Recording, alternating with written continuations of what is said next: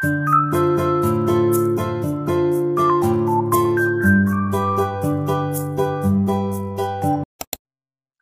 guys! Good evening to everyone. So today is naisipan kong gumawa ng video. Kasi feeling ko magre-relapse ako. Na medyo mababa ng emotion ko. And I think, if magpo-focus ako doon, tapos hindi ko i-distract yung sarili ko, at talagang magre-relapse ang person. So today, wala naman akong ginawa since umulan maghapon. Ayun, nag-relapse lang ako ng konti, pero ayoko namang mag-relapse hanggang gabi kasi may pasok pa ako tomorrow. Ayoko namang pumasok ng namumugto yung mata. So, okay, ang gagawin ko ay mag-i-skincare ako tonight. So, eto ang gagawin natin coping mechanism tonight. Mag-i-skincare tayo para hindi tayo mag-relapse sa buhay. So, ngayon is magtutoothbrush muna ang person. So, alam niyo ba, maghapon lang akong nakahiga sa may kama ko. Kasi umuulan din today. So, hindi naman ako makalabas. Siyempre, umuulan. Tamad ako lumabas. Especially kung walang sasakyan. Okay, kung ganun babasa lang ako, bakit ba ako lalabas ng bahay?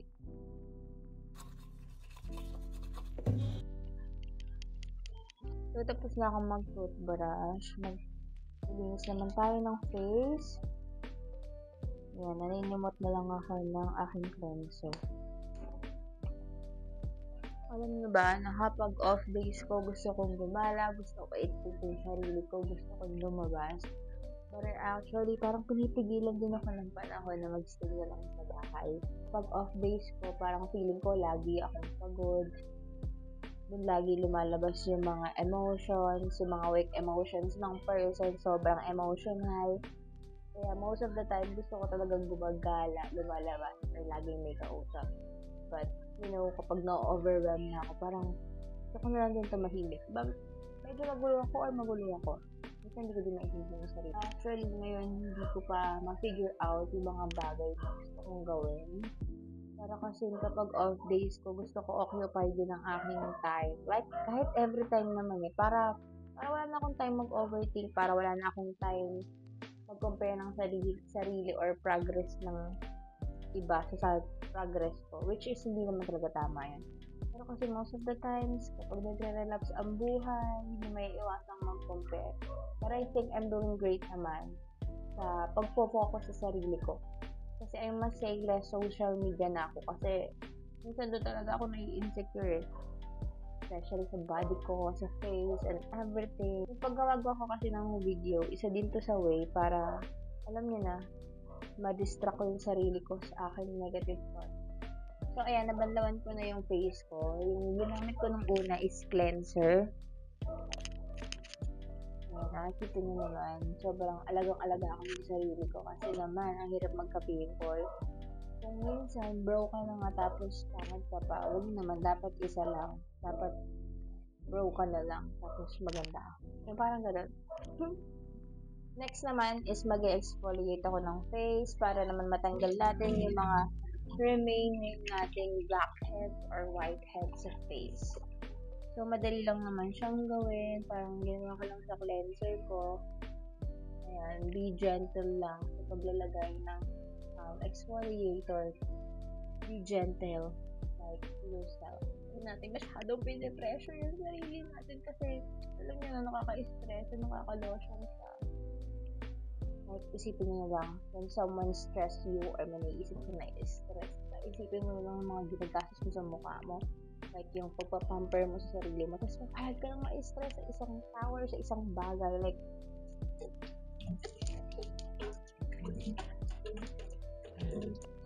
so, ayan, tapos na akong mag-cleanser and mag-exfoliate ng face. So, makikita nyo naman ng naging result. Ayan, maganda at cute pa din.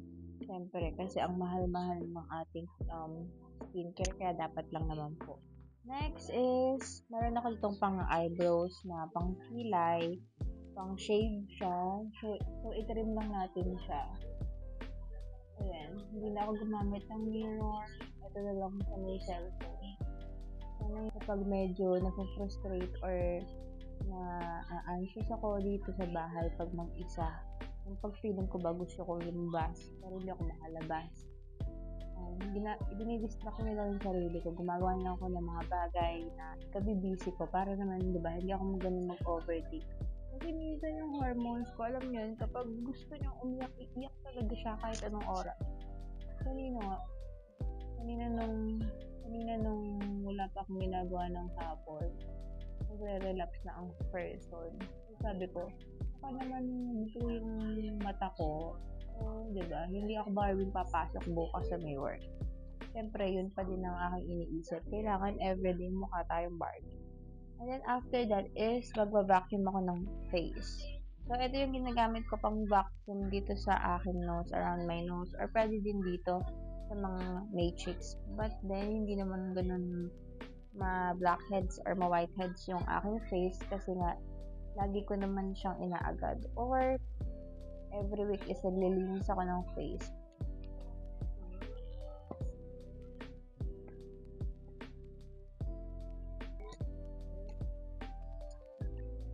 Actually, bumili ako ng camera stand, tapos itong mic, tapos may binili din akong light para sa pag-vlog. Wala pa akong ganong footage para magtuloy-tuloy ng video sa mga ginagawa ko sa life. But then, I think it's the best way to distract myself sa pag-overthink. I think nakakatulong naman siya kasi kapag i-edit lang ng mga video, it will take time pa to edit. So, I'm done. And makikita niyo wala naman siya dyang blackheads or whiteheads kasi nga naaagad ko naman. So, after that, meron akong ginagamit na clay stick for my face. But tonight, I'm gonna use this Skintific Niacinamide. It is for Bright Boost Clay Stick. So, every week ko siyang ginagawa yung paglalagay ng clay stick. Pero ito pwede naman twice a week. Alam niyo ba, gusto ko lang talagang nag-video para makita ko naman yung growth ko as a person. Parang makita ko ba yung progress ko sa buhay. If ano na ba yung mga na-achieve ko, ano na ba yung mga naging progress ko. So, nailagay ko na yung clay stick sa aking face. So, medyo hindi siya maayos, pero nalagyan ko naman yung mga area na dapat lagyan, kaya okay lang yan. So, we'll wait after 20 minutes, tapos i-rinse ko na siya. So, this is how I look. This hoodie is from my boyfriend's shop. So, you should visit Classics. So, and ngayon is nanonood tayo ng TVB because it's the last night, I guess. So, andito tayo sa live ng aking boyfriend, and sobrang sipag, diba? Ang ginagawa ko lang dito is nagtatap-tap tapos nag-share ng kanyang live para madaming viewers. So, ngayon iniintay ko pa kung sino yung mananalo dito sa PBB. So, I do my short videos, I do my vlogs, and sanang madami pa akong magawang video. One of the reason of this, lagi ko naman sinasabi sa inyo that it is a part of my memory and see my progress as an individual. And also, some of the people appreciate my video, so I'm very thankful for that. I wanted to share more about myself kasi parang other people is nakakapulot ng lesson for me. So, hindi naman ganun ka-motivate ang aking life, but if you see yourself to me na nag-i-strive sa buhay or sa nag-i-strive sa buhay or parang mas kilala yung sarili, baka in some way my videos will motivate you and encourage you to go through yung mga bagay-bagay sa life.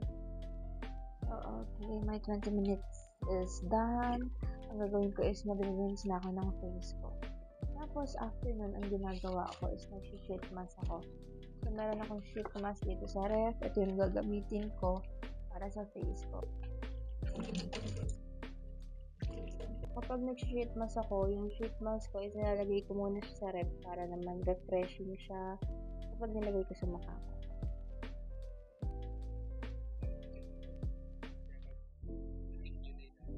Okay, all, this is the moment of truth. Who is the winner? Oh my gosh, I think it's Mika and Brent. Oh my gosh, Mika and Brent is the big winner. Oh my gosh, they deserve it. It's so unexpected. So I'm done with my sheet mask and tatanggalin ko na siya kasi hindi giving ang look ko. So this is how it looks like and papatuyuin ko lang siya. After nyan is magpuproceed na ako sa aking skincare ngayon. Okay, I'm done with the sheet mask and now magpuproceed na tayo sa skincare ko tonight. So maglalagay muna ako ng toner. I'm using my hands. A quick toner lang po. So I'm done applying my toner na. Tapos tapos dry lang. After nun is maglalagay na ako ng serum. Ito, nilalagay ko yung serum ko na to paggabi lang naman.